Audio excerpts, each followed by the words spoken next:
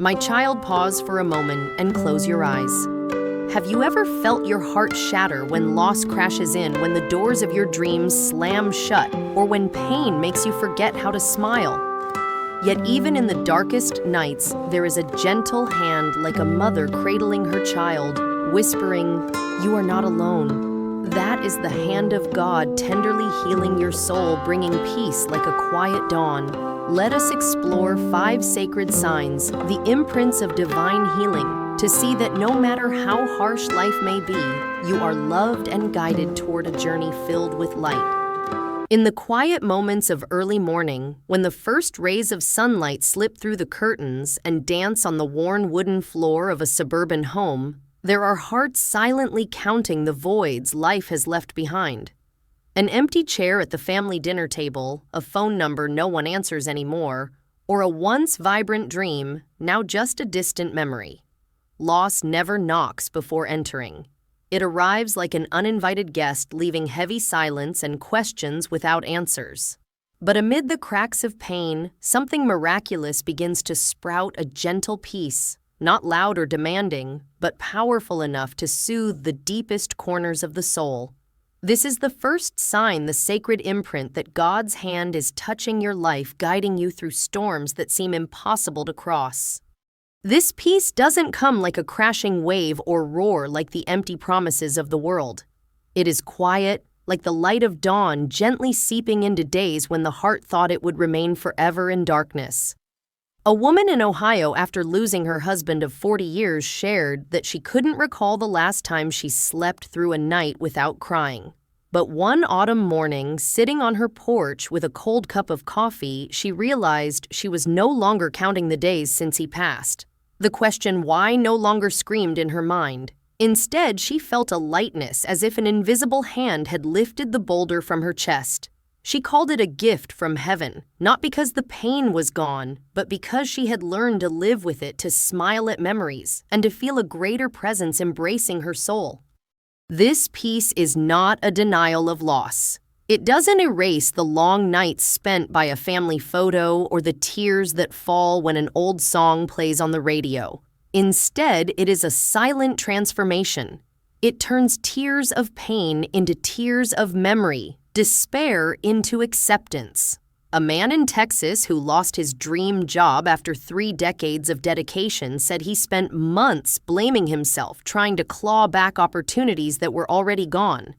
But one day, standing in his small backyard garden watching flowers bloom, despite the coming winter, he felt a strange stillness. He no longer needed that job to define him. He no longer needed apologies from those who turned away.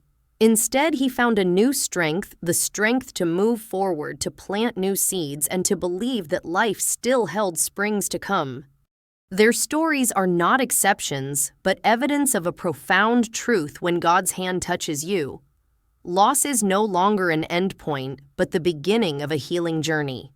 A 2018 study from Columbia University noted that those who find spiritual meaning after loss through prayer, meditation, or faith in a higher power often recover psychologically faster. Among them, 68% reported a sense of inner peace within 6 months, even as pain lingered. This doesn't mean they forgot what was lost. They didn't try to fill the void with fleeting distractions. Instead, they learned to let that void become part of their story, a part God gently folds like a crumpled piece of paper, smoothed and carefully placed in the book of becoming. This peace is not random. It is not a product of time or personal will. It is the imprint of a greater hand, one that doesn't restore what was lost, but offers gifts far more precious: clarity in place of broken relationships, rest in place of lost jobs, and forward motion in place of the shadows of those who are gone. A pastor in Georgia once shared during a Sunday service that he had seen hundreds walk into his church with broken hearts and leave with brighter eyes. He said, "God doesn't promise to give back what we've lost, but He promises to be with us, and sometimes that presence is all we need to stand again." That presence reveals itself in small but sacred moments. It's when a mother in California, after years of battling the pain of losing her child, realizes she can smile while sharing stories about them. It's when a veteran in Virginia, haunted by war memories, looks in the mirror and says, "I'm okay. I'm still here." These moments don't come in the blazing light of miracles, but in the quiet of a heart that has learned to breathe again. Tears may still fall, but they no longer carry despair. They fall with the tenderness of cherished memories, with the serenity of a soul that has found its shore. This peace is a holy exchange. It doesn't erase the past or pretend nothing happened. Instead, it invites you to let go of what cannot be held to receive what God has prepared. A poet in New England once wrote that pain is like a guest who overstays, but peace is the friend who knows how to open the window to let light pour in. When you accept this gift, you don't just survive loss, you live more fully with an open heart and eyes that see new horizons. That's when you know deep in your soul that God's hand has touched you, caressed your wounds, and whispered that life still holds beautiful things waiting for you. This peace is not just a feeling, it is a strength. It is the quiet flame that helps you rise each morning, brew a cup of coffee, and step outside with gratitude. It is the small but steadfast voice reminding you that you don't need all the answers or to reclaim what was lost to feel whole. And when you stand in your own garden watching flowers bloom in winter, or sit on the porch with gentle sunlight, you know that this peace is not just a gift, it is proof. Proof that God is still writing your story with every stroke full of love, guiding you through valleys to hills bathed in light.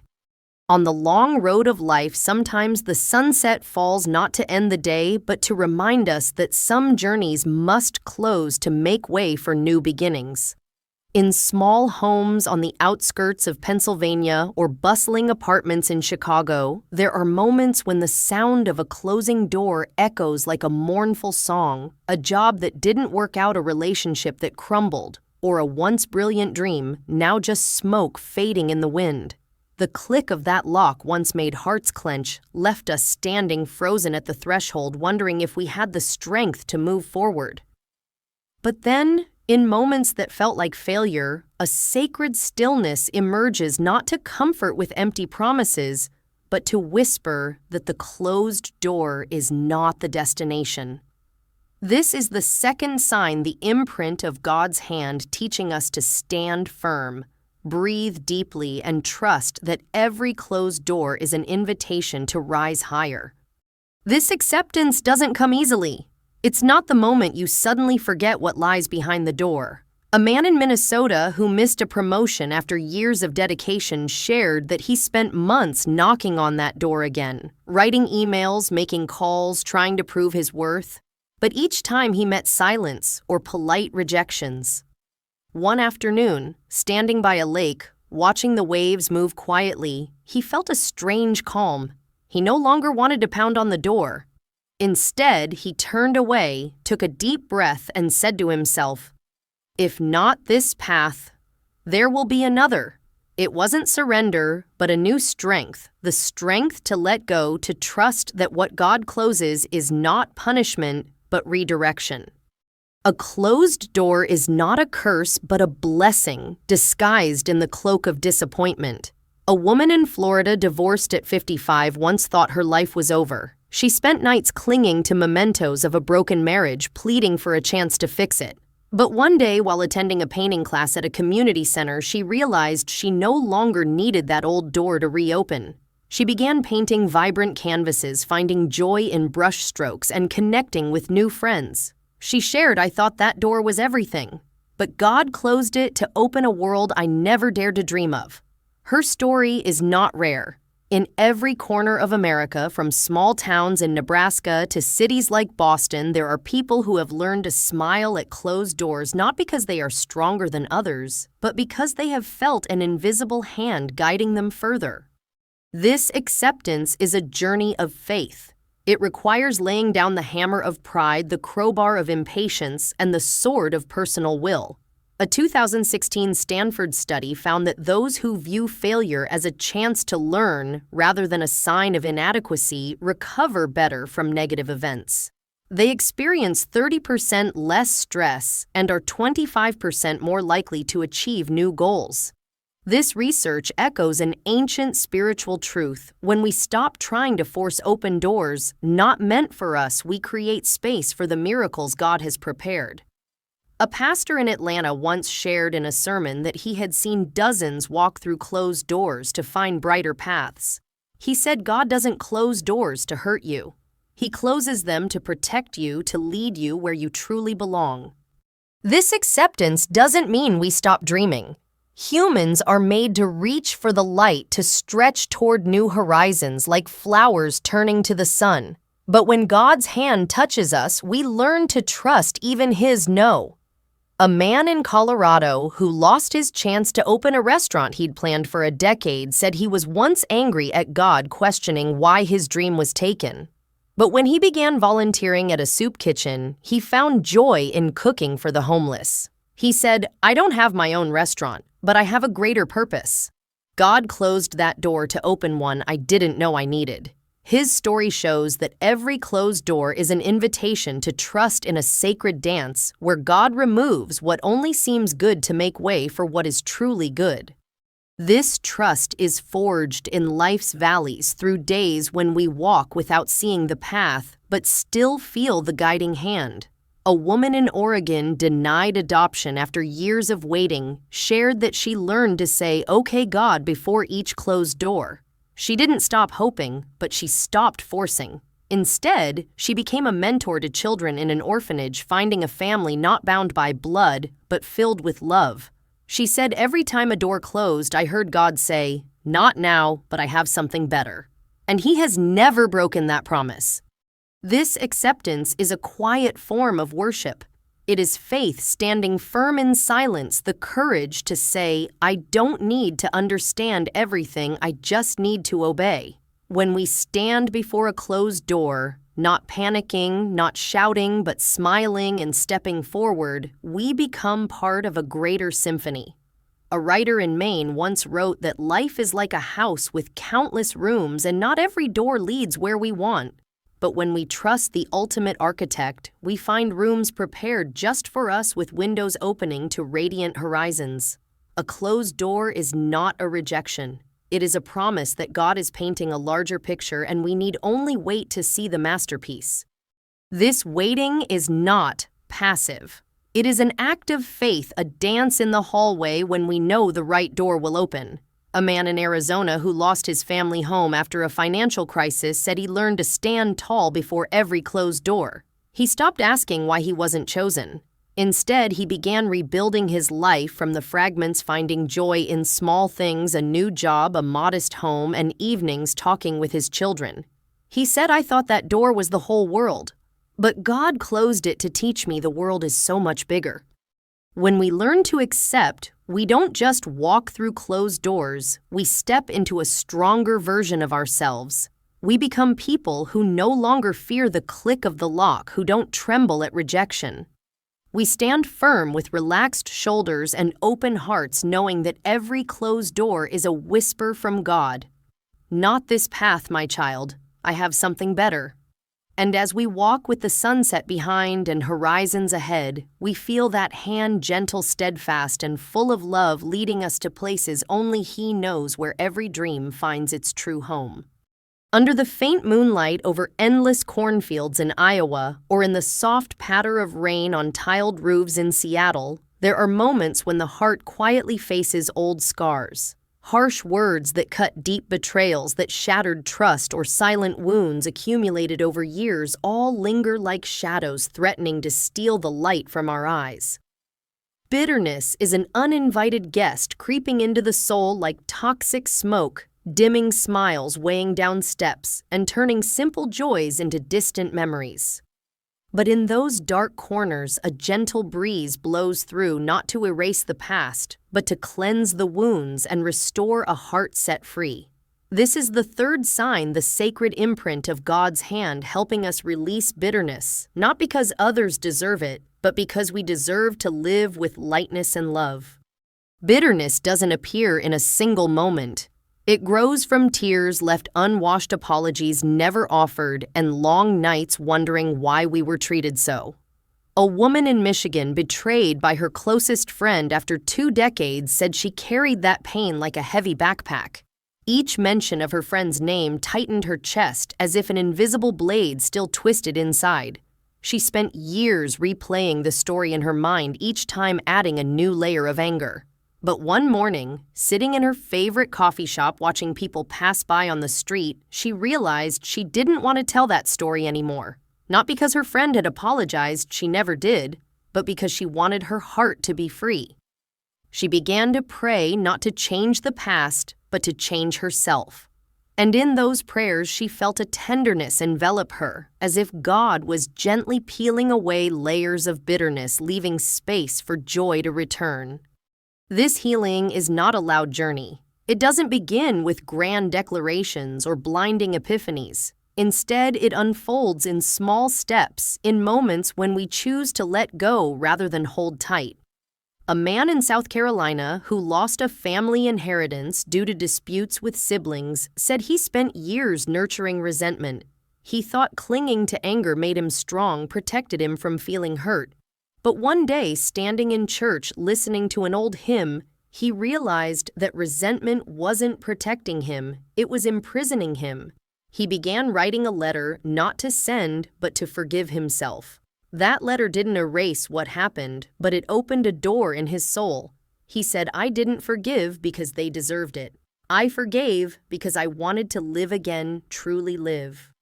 These stories are not just personal fragments, but evidence of a profound truth. Overcoming bitterness is a journey of grace guided by God's hand. A 2017 University of Michigan study found that forgiveness reduces the risk of depression by 40% and anxiety disorders by 20%, while also improving physical health with more stable blood pressure and heart rates. Participants who practiced exercises like writing forgiveness letters or meditating often said they felt freed from an invisible prison. This research echoes a spiritual truth. When we release bitterness, we don't just heal the soul, we open a path for joy, gentleness, and love to return. This forgiveness doesn't mean denying pain. It doesn't require rewriting the past in rosy hues. A woman in Nevada, slandered by colleagues and fired, said she'll never forget those lonely, unjust months. But she learned to face the truth. "Yes, that broke me, but I won't let it define me." She began freelancing, rebuilding her career step by step, and each day she chose to tell herself, "I deserve a life not chained to the past." Over time, when someone mentioned the old story, she no longer clenched her jaw or felt her chest burn. Instead, she smiled, not because the pain was gone, but because it no longer controlled her. She said, "I let God take my anger, and He gave me back my freedom." This freedom is a sacred gift, but it demands a choice.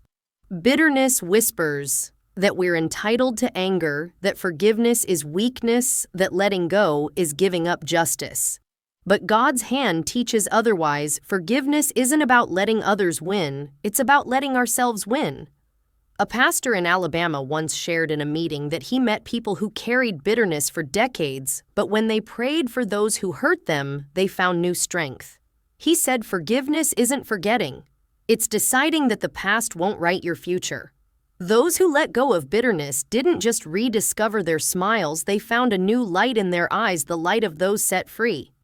This freedom shows in ordinary but meaningful moments. It's when a man in Missouri, ostracized by family over a misunderstanding, stands in his kitchen cooking a meal for himself, feeling unalone for the first time in years.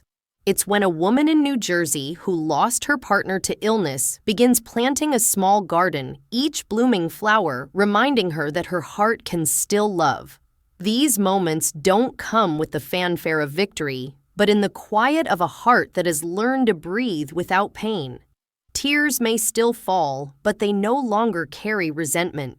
They fall with the tenderness of cherished memories, with the serenity of a soul that has found peace. Overcoming bitterness is a journey of courage. It requires facing wounds head-on, not avoiding them, but also not letting them define us. A poet in Vermont once wrote that bitterness is like an old heavy coat, but when you take it off, you feel sunlight on your skin for the first time in years. When we let go, we don't just reclaim joy, we reclaim ourselves, a gentler, stronger, more loving version. We begin to bless those who never blessed us, pray for those who forgot our names, and smile at memories that once made us cry. That's when we know God's hand has touched us, washed our wounds, and turned curses into wisdom. This healing is not just personal. It's a living testimony that love is stronger than pain, that grace is greater than revenge. A man in Kentucky who lost his son in an accident said he learned to pray for the driver who caused the tragedy. He said, "I didn't do it for him. I did it because I wanted my son to be proud of me and because I wanted my heart to be light." Through those prayers, he found a strength he didn't know he had, the strength to live, to love, and to believe life was still worth living. He was no longer the man who collapsed by the roadside. He stood tall with an open heart and shining eyes, knowing that what broke him couldn't hold him forever. When we overcome bitterness, we don't just find ourselves, we become a light for others. We walk with a gentleness that doesn't break, a strength that doesn't need to shout, and a love that isn't afraid of hurt. A woman in Wisconsin, once abused, now leads a support group for survivors. She said, "I thought bitterness was my strength. But when I let go, I found real strength, the strength to help others rise." She is no longer the woman who trembled at memories. She is light proof that God doesn't just heal but transforms, turning broken pieces into masterpieces. And when we stand under the moonlight in Iowa or hear the rain in Seattle, we know that this freedom is not just a gift, it's a promise that God's hand is still at work, cleansing wounds and guiding us through fields of pain to fields of joy. We are no longer prisoners of the past. We are free with light hearts and hands ready to touch the light, knowing that each step is a whisper from God. You are strong enough to let go, and I will lead you to where love always wins. Beneath the ancient oaks in a small Tennessee park or in the soft glow of a Denver suburban home's window at dusk, there are moments when an inner voice begins to speak, no longer trembling with doubt or silenced by the past. It's a voice that doesn't beg for approval or bow to the criticisms carved into the soul. Instead, it rises with gentle but unwavering strength, like a river flowing quietly but relentlessly, declaring that you are enough, that you are loved, that you can rise despite life's attempts to convince you otherwise. This is the fourth sign, the sacred imprint of God's hand, when you learn to speak words of life to yourself, not to boast, but to heal, to stand tall, and to walk with the light of truth in your heart. This voice doesn't come naturally. For years, it's often drowned out by toxic whispers from those who said you weren't good enough, from failures that made you question your worth, or from old scars that made you fear your own dreams. A woman in Louisiana, raised in a family that constantly compared her to others, said she spent her youth staring in the mirror, seeing only flaws. Every compliment she received was shattered by an inner voice. "They're just being polite." But one day, sitting at her scratched wooden kitchen table surrounded by memories of family meals, she began writing a list not of things she wanted to change, but of things she cherished about herself. She wrote, "I am resilient. I know how to love. I am still here." Those words, shaky at first, became a quiet song. She began saying them aloud each morning, and over time she no longer avoided her own gaze in the mirror. She said, "God taught me to name the light in me, and I won't be silent anymore." This transformation is a sacred journey where God not only heals wounds, but empowers you to reshape your story. A man in Indiana who lost confidence after years of unemployment said he once felt like a failure, a father not good enough, a husband not dependable. But one evening, sitting with his young daughter on the porch, listening to her share her dreams, he realized he wanted her to grow up believing in herself.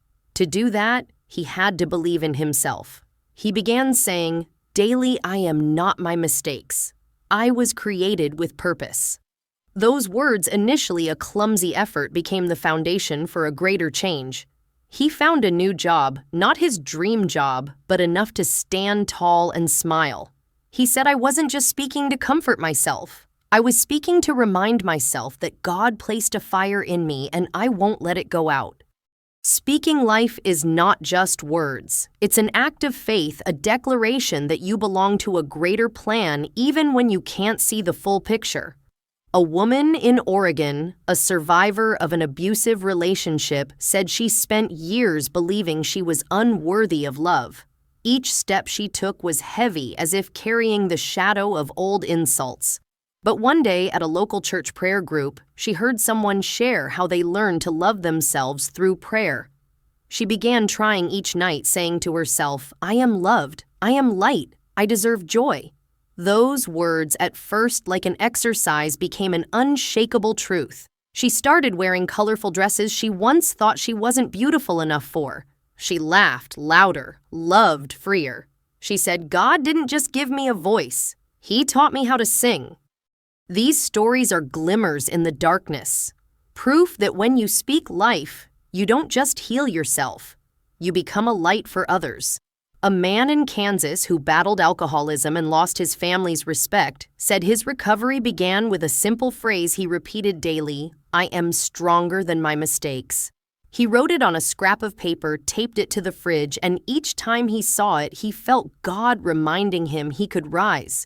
Over time, he not only found sobriety, but became a mentor at a rehab center. He said, "Every time I spoke those words, I felt like I was rebuilding a part of myself. And I knew God was there helping me lay each brick." This voice of affirmation is a power no one can take away. It doesn't depend on others' recognition or wait for the world's agreement. A woman in Arizona, shunned for choosing single motherhood, said she learned to stand before her son and say, "I am enough. I was made to love and guide you." Those words weren't just for her son, but a declaration to herself to the past that made her feel small. She began leading a support group for single mothers, sharing her story to uplift others. She said, "I thought I needed someone to tell me I was enough. But God taught me I could say it myself, and that's when I truly began to live." Speaking life is a song of faith, a prayer sung by the heart. It doesn't erase the days of doubt or the nights of tears, but it turns those moments into a foundation for new strength.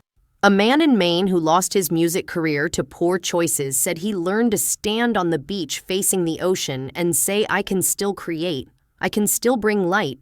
Those words led him to teach music to children at a local school. Each note he taught was a reminder that he wasn't defined by his past. He said, "When I started speaking life, I felt like God was singing with me, and that song was bigger than any mistake I'd made." When you speak life, you don't just change yourself. You change how you enter the world. You walk into rooms with shoulders unbowed, with an open heart. You face challenges not with fear of failure, but with trust that you are guided.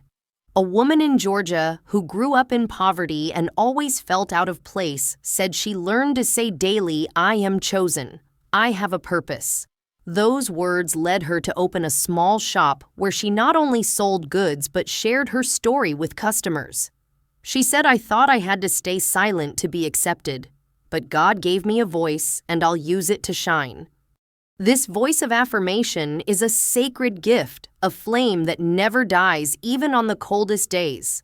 A man in Montana who lost faith after years of illness said he learned to stand in the field behind his house, look at the starry sky, and say, "I am still God's masterpiece." Those words didn't cure his illness, but they healed his heart. He began writing poetry, sharing it at community gatherings. Each poem a declaration that he was still alive, still creating. He said, "Every time I speak those words, I feel like God is smiling, saying, 'That's right, son, you're still mine.'" And when we stand beneath the oaks in Tennessee or watch the sunset in Denver, we know this voice is not just words. It is a song, a prayer, a testimony that God's hand is still at work, teaching us to name the light within us, even when darkness tries to cover it. We are no longer those who bowed to doubt. We are those who sing with burning hearts and outstretched hands, knowing that each word of life is a brick building a meaningful life where God's light always leads the way. In the soft light of a Kansas prairie morning, where gentle winds sweep through tall grass, or in the stillness of a small room in suburban Boston with sparrows chirping outside the window, there are moments when the soul finds an unshakable harbor. This is not the silence of exhaustion or the fleeting calm of uneventful days. It is a profound stillness, like a lake under a starry sky, reflecting absolute trust that no matter how life turns, we are held in God's arms. This is the final sign, the sacred imprint of His hand, when peace is no longer a passing moment, but the steady rhythm of the heart, an unquenchable flame, a promise that God goes before us, guiding us through every valley to hills of light. This steadfast peace doesn't arrive as a neatly wrapped gift handed over on calm days. It is forged in storms, through sleepless nights, facing unanswerable questions, through days when the world seems to turn its back.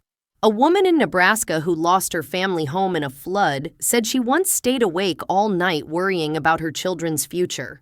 Each raindrop felt like a hammer on her heart.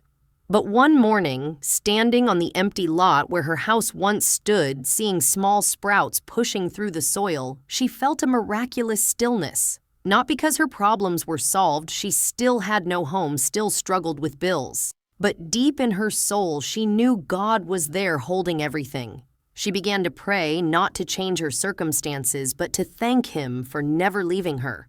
She said, "I stopped inviting worry to sit at my table. I look at it from afar and say, God's got this."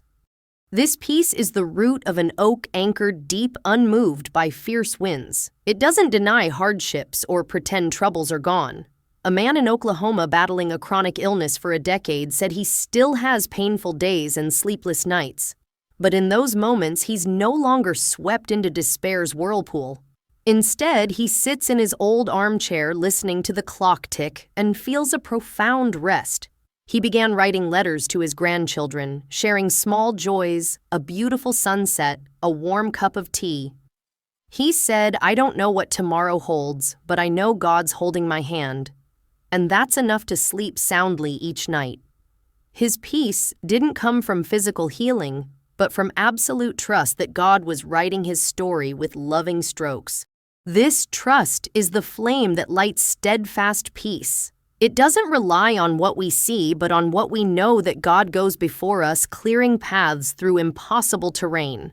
A woman in Virginia who lost her teaching job after 3 decades said she once panicked thinking her life was over at 60. But during walks in a nearby park watching children play, she began praying with new sincerity, not for her job back, but for a new purpose. One day, she met a volunteer group needing literacy tutors for struggling children. She started working unpaid, but with a full heart. She said, "I thought I needed to control everything. But God taught me that when I trust Him, I don't have to fear. My peace comes not from having it all, but from knowing He has it all."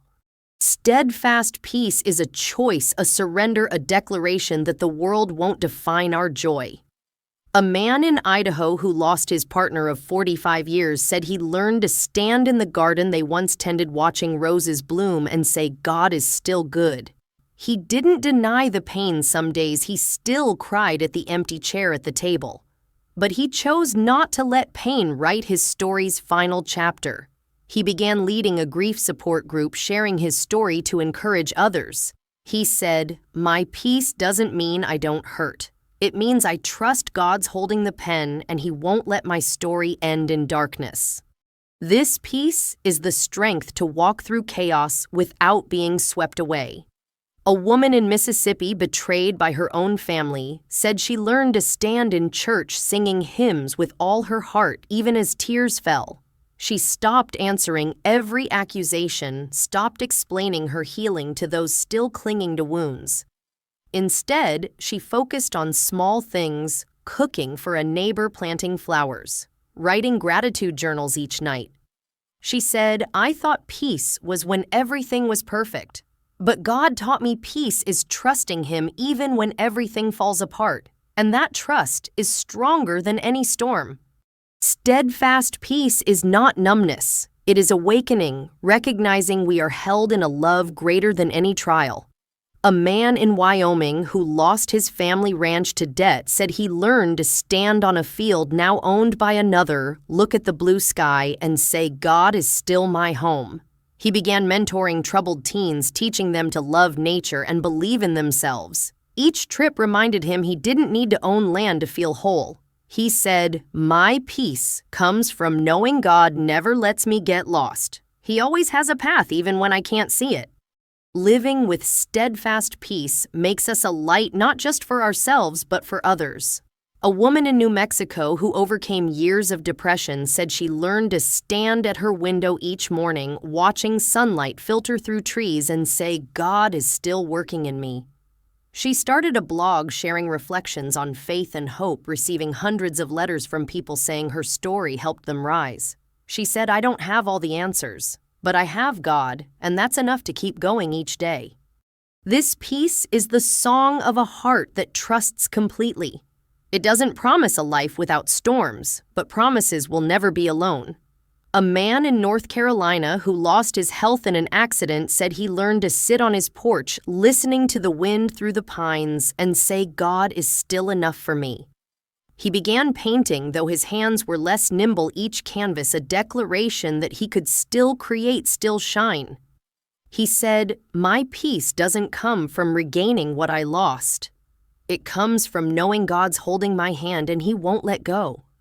And when we stand on the Kansas prairie or hear sparrows in Boston, we know this steadfast peace is not just a state. It is a testimony, a song of flame burning through every darkness. It is proof that God's hand is still at work, guiding us through valleys to peaks of faith. We are no longer those swept away by storms. We are those who stand firm with radiant hearts and outstretched hands, knowing each heartbeat is a whisper from God, "I've gone before you, and I'll lead you where the light never fades."